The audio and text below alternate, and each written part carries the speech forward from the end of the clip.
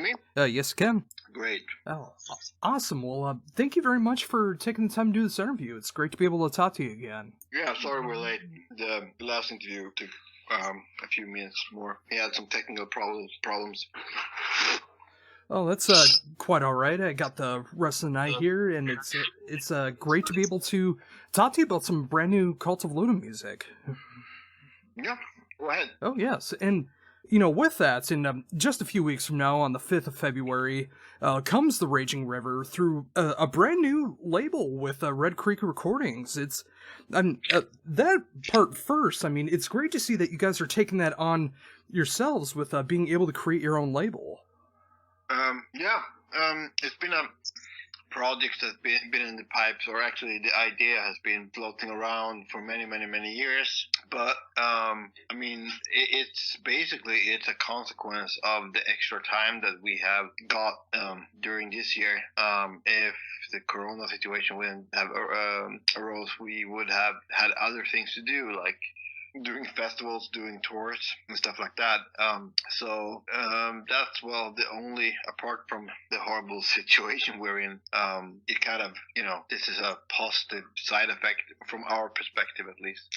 Yeah, and with that as well too. I mean, just like you said, it's such a horrible situation that we're still in the midst of, and we're not sure when it's going to be over. But if you can find something to be able to make a positive out of it, I mean, when you're able to make your own label, being able to put out some brand new music in these trying times, I mean, at least there's something that you can look forward to, and being able to still use that creativity and still being able to make fans happy with new music. Yeah, I mean, most of these songs, I mean, they were already written in some form when we entered the studio in years go by so fast I can't even remember. Was it maybe 2018 we were in the studio? Yeah, probably. So we had a lot of music when we entered the studio, and for different kinds of reasons we realized that there's certain songs that you might need to leave behind, at least put them in the maybe pile. Maybe it's not a issue of quality, it's just that in some aspect you feel that, okay, they might not live up to their full potential at their current state. And sometimes it can be an issue of just they can be good and good enough, but when you kind of construct an album, when it comes to like we do, we put a lot of thought into the dynamics of the album. Some songs might not fit, and we have the physical limitations of being stuck with 75-80 minutes on an album, and A Dawn to Fear, I can't remember, is it like 78 minutes or something like that? I mean, it's enough. So we had a few songs over from that session that needed to get some work done on them, and the writing process has been a continuous process ever since. So yeah, we had a couple of songs that we could put to tape and that we could rearrange and arrange in a way that we didn't really have time with on the Dawn to Fear session. Yeah, and it's always great to be able to have that kind of back catalog of music that might not fit an album, but they might fit something in the future, especially if you find some value in it. I mean, even if it's just like part of it, like a particular riff or a movement or whatever the case is. And, with A Dawn to Fear and having so much music behind that, and then having songs left over from that session, and just being able to have different sides that are definitely coming through on the Raging River. I mean, it's great to be able to see like a different side of the band coming through as well, while still maintaining the core of the band. Yeah, I think in some aspects, some songs might be a little experimental in some senses. I mean, we always try to do different things and try to experiment and see what we can get away with, and that can be hard, because if you're into like territories that you're not used to, you might not have a good enough confidence to to know if it's good enough or not. But that actually was good when we had this extra time that we could put some time and effort into the songs until we were like totally confident that we were finished with them, and we thought that they have had, well, quote unquote, lived up to their full potential. So yeah, I mean but that wouldn't have happened if we wouldn't have all this free time. So with that in mind, I mean, making sure that you do have songs that you are comfortable with putting out there, making sure that you're going to be happy with the way that they turn out. Is there any examples of like things you needed to either add or get rid of or change to make a particular song sound the way that it came out? Yeah, I'm thinking. Yes, and that goes for every song that was written at the time of the previous recording, and then we kind of we have continued to write ever since then. And a song like the only song that was not written at all was probably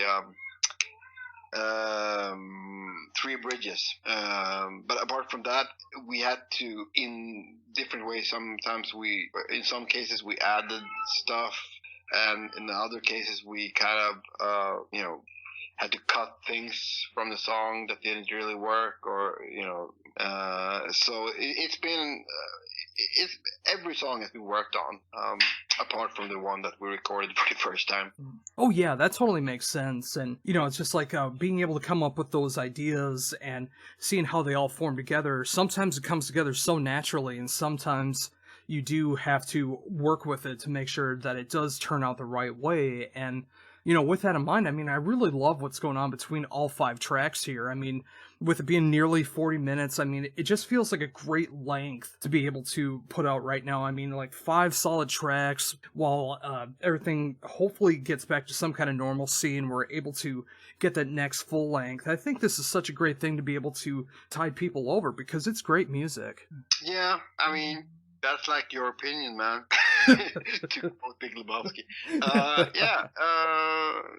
I mean, I couldn't agree more. And when it comes to some kind of normalcy, I don't know what's realistic to hope for. I mean, I guess within a year we'll know. But as far as being a musician, I'm just happy that my livelihood isn't dependent on me being on tour all the time.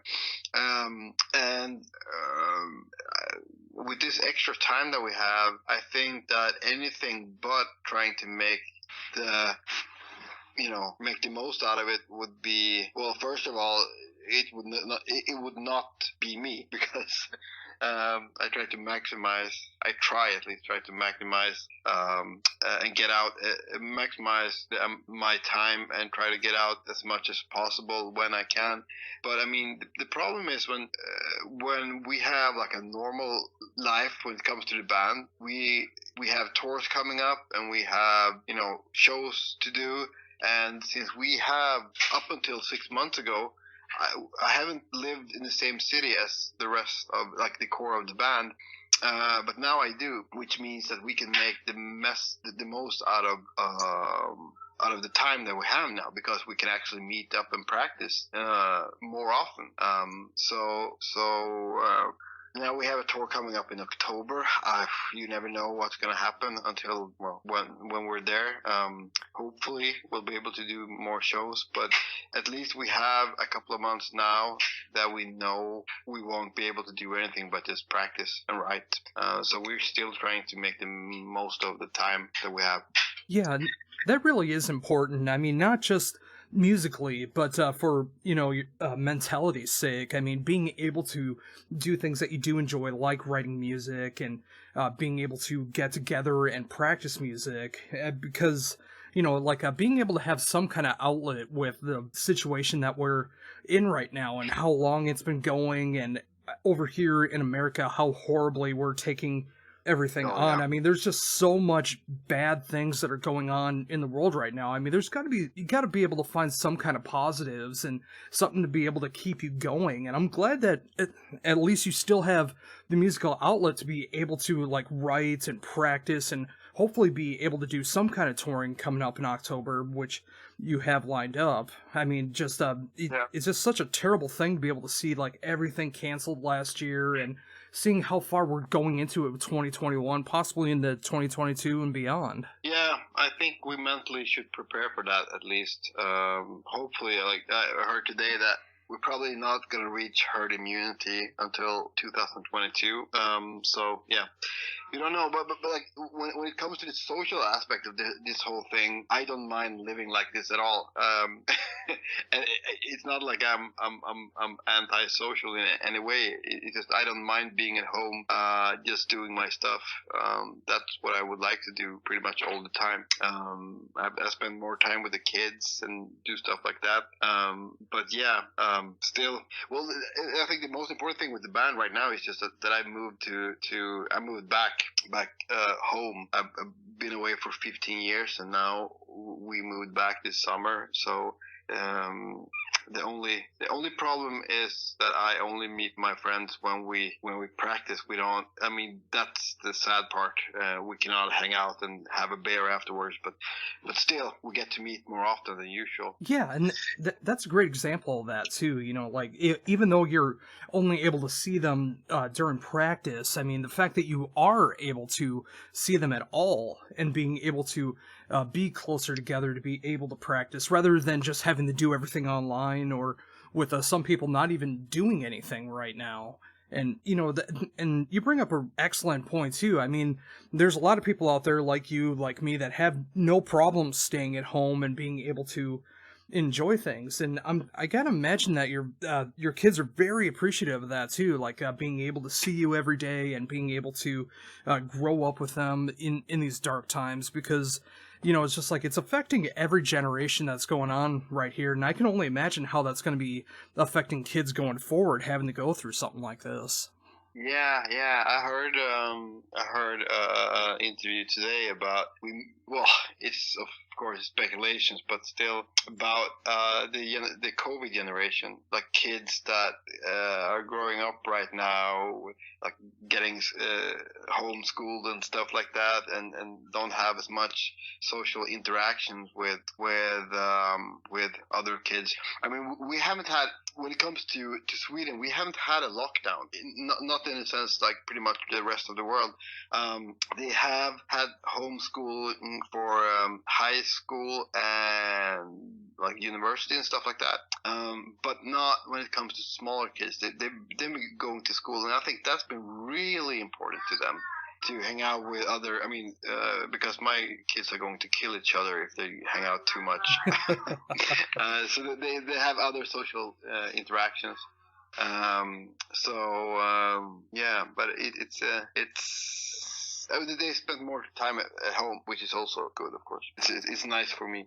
Even though they should be asleep right now and they're yelling from their rooms because there's school tomorrow, first day of school, school after the holiday break. So. Oh, yeah. And, you know, that is a great thing to be able to see that, too, you know, that they are able to get some kind of social aspect that's still going on there. And, you know, like, if they were older, the homeschooling, you know, it's like that could be a benefit or a detriment depending on everyone's situation. To be quite honest, it's not good. Look, if I was like 16, 17-year-old or 18-year-old and I just see myself, I would not learn much. I would do anything but, studying at home. It's impossible for a kid. At least I would not be able to do it.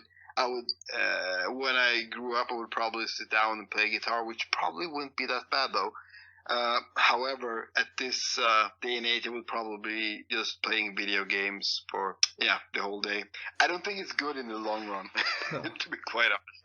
Oh, yeah, that's a very fair point. And I know someone like me, when I was going to school, like I did everything I could to be able to study and do homework at school. That way I didn't have to do any of that at home. That way I could enjoy myself when I was at home. So when you have to worry about like the homeschooling and you have to worry about doing homework and studying and all of these things, plus being able to live at home. It's just like living at home and, like playing video games or going on the internet, whatever the case is. I mean, that's going to be so much more entertaining and exciting than actually doing schoolwork. Yeah, I was a messy kid, and I didn't have the discipline. I'm lucky enough to be able. I have been able to learn enough to make it work without putting an effort to it, which is very unfairly, because I know other kids that did the same and that did not, have the ability to just,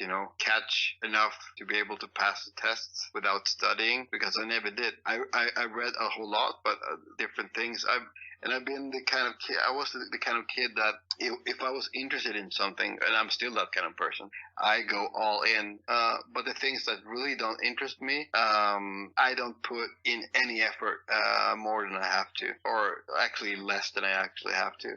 One thing is, like, I got this ADHD diagnosed very late in life, which explained a whole lot. Because like I used to have to go through like extra grammar classes, like pretty much, people with dyslexia that really couldn't learn how to read or write. And I knew at that point, even when I was like a small kid, that I don't have a problem. I just don't care. Like, the difference, the kid sitting next to me was like really struggling to read. Like, I had no problem reading. Never. I didn't care or was interested in any grammatical rules or anything like that. It didn't interest me. I had other things to occupy my mind with. And that's kind of the person I am. If something interests me, I'm gonna do 110% to learn everything about it. Like when I started to play the guitar, I pretty much locked myself indoors for 2 years just playing guitar, because that interested me. There was an interest of mine, and I did not pay as much attention in school then. But I don't regret anything. I'm happy, because if I wouldn't have done that, I wouldn't have been speaking to you right now. But I've been able to catch up a lot of things in my later years. About I never, I'm interested in, I'm on a layman level. I'm interested in science and philosophy and stuff like that. But I like it on I'm interested in on a layman level. When right now I'm reading Stephen Hawking. Oh my, it's so mind-boggling, and I'm so happy that people that understand this kind of stuff, they can deal with this. I don't know the name of the book in English, but it was his latest book before he passed away. I think in Swedish it's called Short Answer to Big Questions or something like that. And that's it's interesting, but it's so complicated that even on a layman level, it's hard to grasp all these talk about different dimensions and particles being on two places in the same time and stuff like that. It's very interesting, and in an alternative life, I would love to dive deeper into that and maybe understand it more. But I'm stuck playing the guitar. Well, even having an interest like that, I mean, especially when there's so much that you could divulge into with the work of Stephen Hawking. I mean, it's just like being able to just know what he tried to accomplish in life, like understanding any of his theories or concepts, or even like getting some lyrical ideas from it, from like outer space or whatever the case is. And you can also apply that into music so well, because there's so much that can go into musical theory and chord progression and song structure. I mean, there's so much detail that can go into it that some people will never understand, but they can understand the works of Stephen Hawking's almost perfectly. Yeah. But it's just different things. I mean, I at this point, like, I know my own way of writing, that it's more of a gut thing. I just write stuff. But I theorized songwriting when I locked myself indoors for 2 years and just played the guitars. I I studied songs that I liked, and like forced me to understand why I liked them and how they worked in like how they dynamically were constructed in order to work. So in one sense, I'm very emotionally driven when it comes to writing, but I'm also like in my personal life, I'm a very logical person, and I try to stay away from too emotionally driven people and decisions, which is in these day of age is pretty important, I think. But anyhow, when it comes to the writing, there is logic to it, definitely, but it's logic that is kind of programmed into my gut. Yeah. Yeah, and it's just it's so important. I mean, especially when you find what you want to be able to accomplish musically and being able to go off of that. I mean, sometimes it does take locking yourself in a room and playing for 2 years and then being able to build off of that. And I think it's turned out amazingly well, especially when it comes to your work, when it comes to Cult of Luna, with everything that you guys have been able to accomplish so far. And of course, the last album, with Dawn to Fear, was such a great, epically long album, but just like it felt so good from start to finish. And having some songs left over again, bringing things back around with the Raging River. I mean, it feels like such a great, complete work in and of itself, with the song structure and everything that's going on with the EP. I mean, it's great to be able to see that you are continuing on with that and knowing what you want to be able to accomplish. And just in a few weeks now, with fans finally being able to check this out and seeing how this all comes together, I mean, it's great to see that you maintain that knowledge and you want to be able to continue doing that. Yeah. It's a continuous creative journey, in lack of better words, and yeah, we're going to at least I'm writing all the time, and sometimes it ends up being a Cult of Luna album, and sometimes it ends up being something different. But playing with this band is one of the biggest privileges that I have in my life, and I hope we can continue on with this kind of creative process for a long while. Oh, I hope so as well. And and thinking about that, I think that is an excellent note to end on, just like having that hope to be able to continue in the future. And again, thank you very much for taking this time to be able to talk to me, musically and non-music related, being able to just have like a real conversation here and being able to talk about this brand new release with the Raging River coming out the 5th of February through the first imprint of your new label, Red Creek Recordings. I love this thing from start to finish. I can't wait to see what others think of this release, and I can't wait to see what you guys do in the future. Hopefully a bit more positive for the rest of the world, being able to continue on with this. But until then, I thank you very much for your time to be able to talk about this. Well, thank you so much for your time. It's been a pleasure.